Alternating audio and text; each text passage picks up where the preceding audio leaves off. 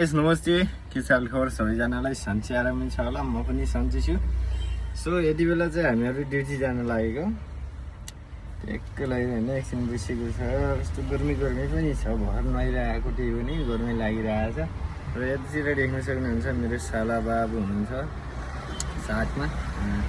हामी चाहिँ दुईजना छौँ, अझै आउँदै हुनुहुन्छ होला। यतातिर देख्न सक्नुहुन्छ यस्तो बाटोमाहरू हिँडिरहेको छन् होइन, त्यो कुरा आफै बुझ्नु त। सो हामी चाहिँ हिँड्दैछौँ। अब 5 बजिसक्यो, 5:30 पनि भइसक्यो। अब ड्युटी जानुपर्ने हुन्छ।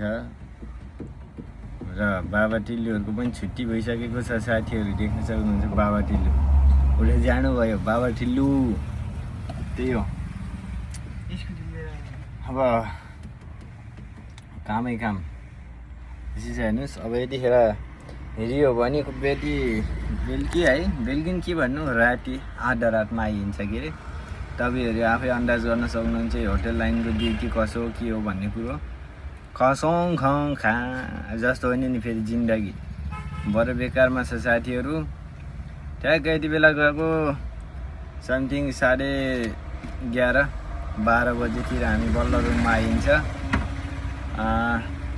दुःख छ साथीहरू, दुःख त यसै पनि होइन, दुःख त जसलाई पनि छ, दुःख गर्नुपर्छ। अब त्यही हो, के भन्नु र भाइ, म आफै दुःख गरी पेट भर्छु भने जस्तो हो कि। हाम्रो भितेन दाजुले एउटा राम्रो भिडियो बनाउनु भएको थियो है पहिला, एकदम पपुलर थियो। देख्न सक्नुहुन्छ हाम्रो चाहिँ यही हो, फास्टफुडको गाडीमा ट्याक्क बसिसकेको छ होइन। उहाँतिर देख्न सक्नुहुन्छ आनन्दले बस्नु भएको छ। उहाँ पनि, म पनि ढुक्कैले बसेको छु हेर्नुहोस्। तर एकचोटि म उता भिजिट गरेर आइपुग्छु है त। आज चाहिँ मेरो साउको घर प्लास्टर गरेर ट्याक्क होइन के कस्तो बनाइसकेको छ, म तपाईँहरूलाई देखाउन जान्छु एकछिनमा। बाबा टिल्लुहरूले फेरि गाडी निकाल्न पनि आफत परेको थियो, साइड भइसक्यो धेरै। हामी चाहिँ जाँदैछौँ मेरो साउको घरमा है। मेरो साउको घर, मेरो छोरी पुरा देख्न सक्नुहुन्छ। को हुनुहुन्छ यहाँतिर? बाबा टिल्लु,